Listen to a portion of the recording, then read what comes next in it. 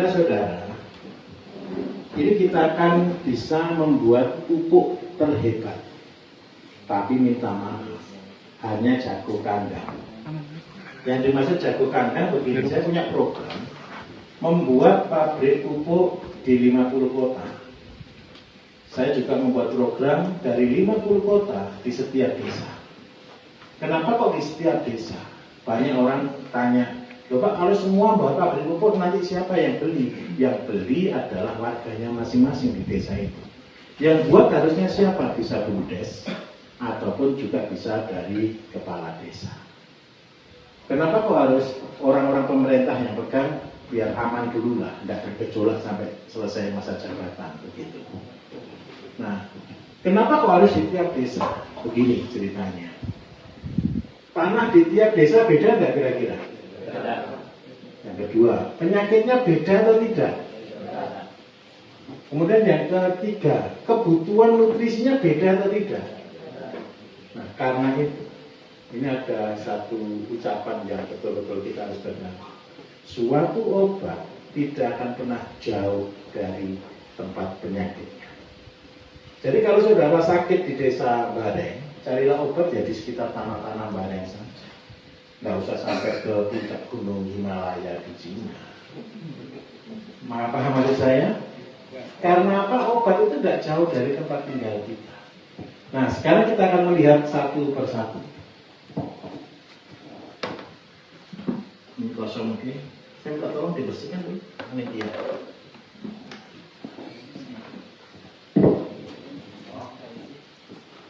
Nah, saudara tahu rumput ini? Tahu nggak kira-kira? Kalau petani sini pasti tahu ya. Tahu. Apa namanya ini? Saya Sentrong. Sentrong ya, terserah namanya, saya nggak menyebut nama ya sudah. Kalau lihat cirinya tanaman seperti ini, daunnya lemes. Kira-kira tanaman ini cepat tumbuh atau tidak? Sangat cepat, betul? Karena dia sangat cepat, berarti dia banyak mengandung hormon auxin. Berarti kalau saudara kepingin buat pupuk yang supaya ketika dipupuk tanamannya langsung cepat besar, carilah rumput-rumput yang modelnya seperti ini. Tapi sarannya jangan satu macam. Kalau cuma satu macam nanti yang lain kiri. Paham maksud saya ya? Ini yang pertama, satu. Ini masuk, kira-kira kalau ini dimakan hama enggak ini? Enggak, ini paling senang begitu ada ulat habis malam. Karena rasanya enak. Saudara makan ini pun bisa. Nah, tetapi kalau untuk pertumbuhan dia bagus, tapi tidak bagus untuk insek. Taruh ya, satu untuk pertumbuhan. Nah, ini saya udah tanya namanya. Tahu ya, daun apa ya? Daun ini dimakan ulat enggak kira-kira? Dimakan, namanya banyak. Tapi apa kelebihan dari daun yang model lahan toro seperti ini? Apa yang ada kandungan di dalamnya? Kandungan nitrogen. Zaman Pak Harto dulu buat program lamtoronisasi itu dalam rangka penyelamatan alam tandus. Jadi di tempat-tempat tandus, kalau di sini mungkin jarang, tapi kalau di NTT ke timur semuanya hutannya cuma satu, hutan lamtoro. Tujuannya apa? Daunnya yang jatuh akan menjadi pupuk untuk tanaman itu sendiri dan akhirnya tanahnya jadi subur. Ini adalah sumber N. Kalau sumber N berarti masuk di pertumbuhan. Dua. Ini sama. Ini daun apa ini? Oh, ini daun ini. Daun apa ini? Apa? Rumput bau. Pertumbuhannya cepat enggak ini kira-kira? Cepat. Berarti masuk di mana? Pertumbuhan. Ini semua hampir pertumbuhan semua ya. Ini sama, nah ini juga agak beda. Ini juga sama pertumbuhan. Ini kelebihannya satu. Daun yang beraroma, saya ulangi ya. Daun yang beraroma rata-rata tidak disukai oleh serangga. Tahu yang beraroma? Ini daun apa nggak usah tanya lah, nggak usah tanya nama daun ya. Nanti kita diskusi daun aja sehari nanti. Pokoknya daun yang beraroma dia tidak disukai oleh serangga. Jadi kalau serangga itu apa yang paling banyak? Belalang, ulat, terus habis itu kumbang, semut, jangkrik, gitu ya. Jadi kalau saudara mau buat insek, carilah daun-daun yang beraroma. Ini masuk ke insek, saya taruh di tengah. Tahu daun apa ini? Yang tahu aja. Rasanya apa kira-kira? Ini 2 daun.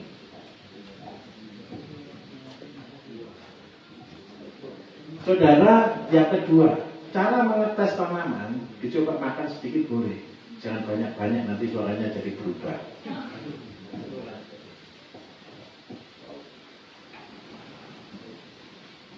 Rumput-rumput seperti ini adalah rumput-rumput yang mengandung auxin tingkat tinggi. Kalau dia tidak berasa, berarti dia akan dimakan oleh serangga. Jadi ini berarti untuk pertumbuhan. Sama pertumbuhan semua. Ini hampir semua sama, ini beda sedikit. Ini daun apa? Awar-awar, betul ya? Di mana tumbuhnya? Di pinggir sungai. Pinggir sungai. Kelebihannya apa daun ini? Daun awar-awar itu semua kering, dia tetap. Ini kelebihan. Kalau orang cari sumber, carilah di mana ada daun awar-awar, di dekat itu pasti ada sumber. Ini kelebihan. Apa fungsinya daun ini? Fungsinya adalah dia akan membantu. Kalau saudara ini kita olah ke tanaman, maka tanaman itu akan menjadi tahan air, tahan kering. Karena apa? Dia mampu mencari air.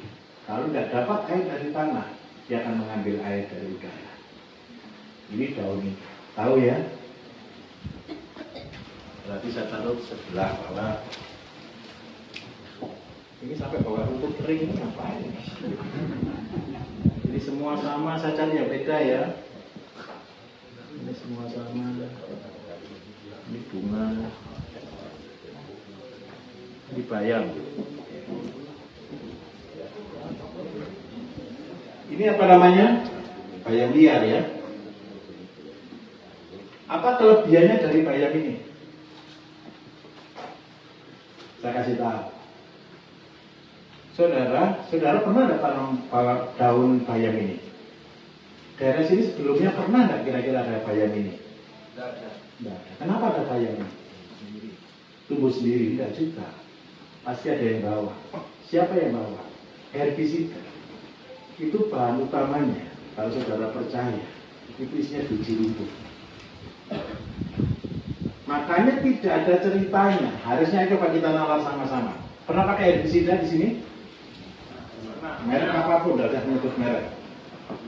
Disemprot rumputnya mati atau tidak? Kering kan? Habis kan? Terus saudara apakan? Dibakar, betul kan? Harusnya kalau setiap 3 bulan sekali disemprot, rumputnya habis atau tidak? Kenapa kok tambah subur? Ayo saya ulangi lagi, saudara tidak paham. Pernah tahu herbisida ya? Herbisida itu adalah obat untuk membunuh rumput, gulma. Disemprot tanaman rumputnya mati.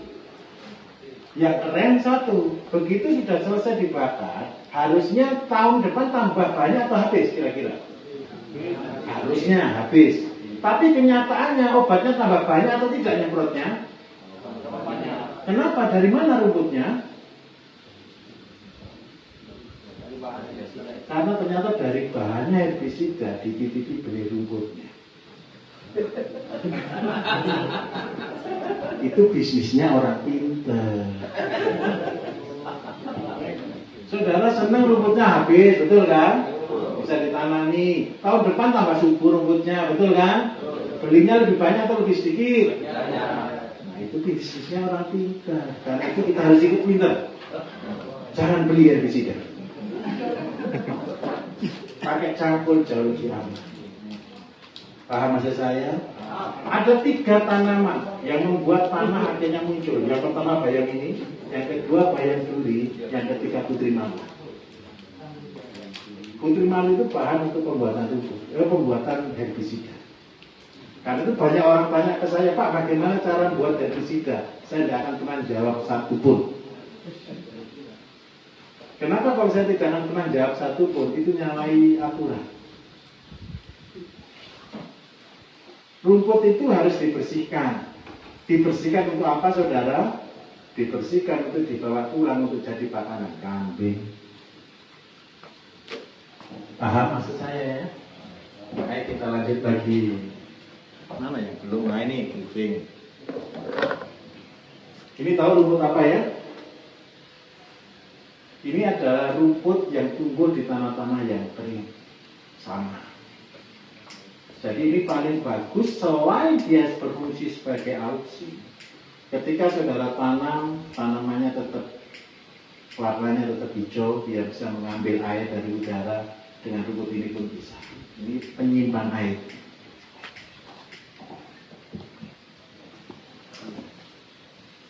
Ini daun apa ini? Daun keren. Obat ya. Obat ginjal. Tempoyak. Ketika tanahnya kering, dia tetap hijau enggak ini? Tetap hijau. Dia tumbuh di tanah-tanah keras dan dia bisa menggali akarnya dengan kuat. Berarti akarnya ini sakti. Dia bisa punya zat penerobos. Tujuannya apa? Berarti ini fungsinya selain bisa menjadi ke pembenah tanah, juga bisa mengambil air dari oksigen dari udara ataupun dari tanah yang tandus. Mana lagi?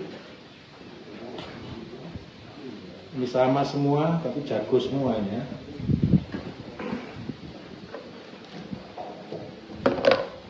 Ini sama.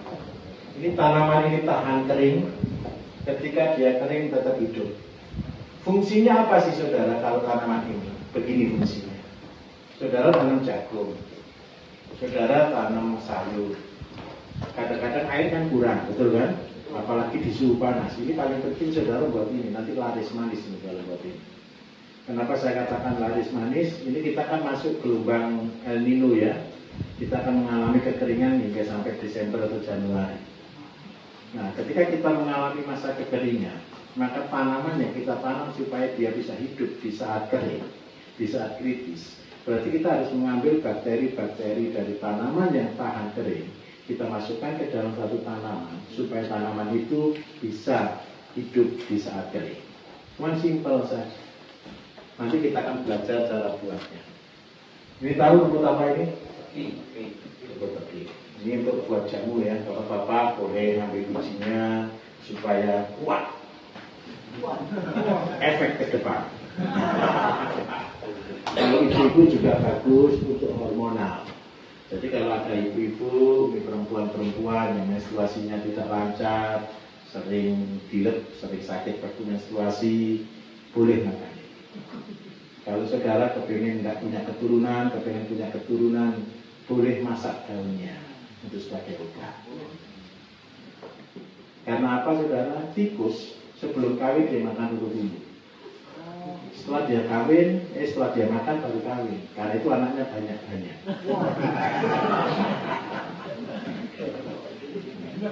Pakai pupuk ya. Kalau dipakai pupuk bahaya saudara. Nanti semua tubuhnya pergi. Kalau ini dipakai jamu.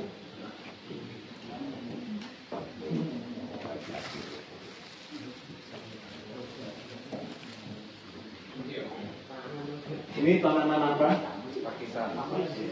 Tumbuhnya di mana? Di batu-batu, di tanah yang keras gitu ya. Apa kelebihan dari tanaman ini? Batu aja bisa dibor, saudara. Betul kan? Jadi tanaman ini berfungsi sebagai pembenah tanah. Jadi tanah saudara yang tandus-tandus, yang keras-keras, supaya gembur, buatkan ZPT atau MOL atau VOC yang berbahan dari pakis. Paham? Mudah? Sekarang bagaimana cara buatnya? Cara buat pupuk S atau ZPT ini macam-macam. Gara-gara saya tertarik ketika saya dibeli orang, Pak ini sudah tahun 2023, masa masih mencangkul, gitu kan? Hari ini, kenapa sih harus cangkul? Gitu kan? Begini, saya kemarin kan ngajari di gelombang yang kemarin ya, saudara juga jangan takut, besok juga nyangkul, tenang saja. Kenapa sih kita nyangkul? Orang seringkali komplain, Pak kan ada traktor, ada alat dan sebagainya. Hari ini saya jelaskan sedikit konsepnya. Siapa bilang modernisasi bagi Indonesia itu akan mengubah masalah? Saya kasih contoh. Kalau untuk traktor saya masih setuju. Tapi di traktor itu sebenarnya kita dulu punya sapi, betul ya? Sapi itu juga tidak kalah kok, lebih hebat sebenarnya dari traktor. Yang sekarang ini marak adalah yang paling hebat di dunia pertanian hari ini mesinnya mahal, namanya kombi. Tahu kombi? Kombi itu adalah pemanen padi. Sewa kombi itu 1 hektar itu sekitar 4 juta panen dengan kombi. Enaknya adalah sehari selesai 1 hektar. Tetapi kalau kita balik ke belakang, di desa banyak orang nganggur enggak nih? Mbak Lurah, banyak enggak orang nganggur di desa? Ayo kita pikir sama-sama. Seandainya saya bayari orang di daerah sini 85.000 lah panen, betul ya? Kalau dengan kombi 1 itu bandingannya adalah 50 orang. Berarti kalau dengan orang biaya yang dikeluarkan kurang lebih hampir 5 juta untuk 1 hektar panen sekali. Tetapi kalau kita pakai kombi bisa 4 juta sampai 4 juta setengah dengan mobnya. Berarti selisihnya cuma 500.000. Karena itu, saya secara pribadi tidak setuju dengan modernisasi pertanian seperti ini. Kenapa? Seandainya di semua desa penduduknya guyup, penduduknya rukun, dibuat tim, yang pinter tanam, perempuan-perempuan bagian tanam, yang pinter pakai pegang sapi silakan pegang sapi kembali, yang pinter yang masih tenaganya kuat silakan panen. Seandainya dibuat seperti itu, maka saya jamin tidak ada pengangguran di desa. Semuanya bekerja. Dan yang paling keren satu, apalagi kalau petaninya mau nurut. Nanti di Bareng kan kalau saya punya program di sini, saya berharap petani-petani Bareng nurut ya. Saya akan arahkan menjadi petani yang benar. Nurutnya gimana? Begini, jangan tanam sekaligus. Kalau tanam sekaligus, saudara akan terkena dengan namanya panen raya, betul? Ketika kena panen raya, pasti harganya bukan raya, harganya hancur. Paham maksud saya? Tetapi kalau panennya itu bertahap, maka saudara tidak akan pernah ketemu dengan panen raya, sehingga harganya tidak pernah hancur, tapi harganya selalu stabil. Jenengan sebagai petani kepengen harga naik turun atau stabil? Pendapatannya kadang makan, kadang tidak makan, atau enak terus makan terus walaupun ikannya ikan asin? Makan terus. Siapa yang bisa merubah itu? Kita. Petani harus merubahnya. Nanti di sini saya buat proyek ini ada sayur, ada tembakau. Nanti ke depan kalau tanahnya masih banyak boleh jagung. Saya akan tarik investor-investor, tidak masalah, banyak teman-teman saya. Tapi petaninya nurut, jangan semua sekaligus bertahap. Supaya apa? Pendapatan saudara baik. Setuju ya? Apalagi nanti ditambah dengan pupuknya sendiri. Maka yang ada adalah kesejahteraan itu di mana? Bukan di kota, di desa. Nanti untuk bapak kelompok-kelompok tani yang ada di desa ini, cari channel saya ya, nama saya Bayu Diningrat, ketik aja Bayu Diningrat Pertanian dan Peternakan. Saudara yang ada di desa, kesempatan menjadi miliarder itu gampang. Kalau menjadi pegawai jadi miliarder susah. Jadi bos susah, punya pabrik susah. Tapi kalau saudara di desa punya pabrik gampang, jadi orang kaya gampang. Asalkan satu, tahu ilmunya. Bukan modal yang utama, tetapi kemauan. Hari ini kita belajar tentang pupuk, Kita akan tunjukkan. Buat pabrik pupuk itu modal cuma 100.000 sudah lebih dari cukup. Kalau orang bilang, Pak, saya tidak punya modal untuk usaha, itu belum sekolah saja. Orang semakin sekolah tinggi, saudara, lebih takut. Coba bayangkan ya, kalau apalagi orang sekolah sampai ke luar negeri di bidang pertanian, datang ke Indonesia, mintanya greenhouse, mintanya semua full pakai modern, semua full pakai alat-alat. Kalau bagi saya orang Indonesia, itu kan untuk luar negeri, untuk Indonesia beda. Di Indonesia ini keren, saudara, sangat keren. Saya sudah keliling banyak negara, saya belajar pertanian di banyak negara, saya sudah diundang ke berbagai negara. Menurut saya ada 17 negara, ini Pak AP ini pengajarnya, 17 negara yang pernah datang ke tempat saya untuk belajar. Karena itu saya minta tolong ilmunya dilakukan dengan sungguh-sungguh ya. Kemarin saya tanya punya uang 500.000 ya, sekarang saya tambah lagi, punya uang nggak 200.000 ini anak-anak ini, tambah 200, punya nggak kira-kira? 200 untuk beli apa sih Pak? Beli timba ini 10 bisa tak? Kalau nggak bisa beli timba, cari di proyek-proyek cari pemulung. Buat pabrik bukan uang, buat pabrik pengetahuan. Bahan utamanya apa ini? Rumput. Rumputnya berapa harganya kira-kira kalau beli ini? Gratis. Kencing sapi gratis atau tidak? Gratis. Kurang apa lagi? Nanti yang bayar cuma satu sih, katalis. Kalau katalis dari saya. Tidak saya ajarkan sampai 3 tahun. Nanti setelah 3 tahun baru saya ajarkan. Tenang saja. Orang biasanya kalau beli katalis, beli itu mahal atau murah kira-kira? Mahal. Katalisnya ini lebih murah dari produk yang jenengan jual. Kalau di Jawa harga katalis cuma 10.000 1 liter. Saudara tak suruh buat sendiri tidak akan mungkin bisa, karena harganya terlalu murah. Kalau untuk luar Jawa saya jual 15.000 1 liter. Kalau di Jawa tidak boleh beli. Kalau di Jawa harus kontrak. Jadi mereka yang punya katalis berarti mereka harus kontrak dengan saya. Saya tidak jual katalis. Tapi yang saya jual adalah ilmu. Supaya apa? Tidak serakah. Kalau ini ketemu orang-orang jahat, saudara, ini dimanfaatkan. Mereka yang jadi pabrik besar-besar lagi. Padahal goal saya yang punya pabrik itu di desa masing-masing. Oke, kita akan belajar, oke? Ayo kita belajar. Pak Nof, cara ngajari itu dulu, Pak Nof. Menurut Pak Nof.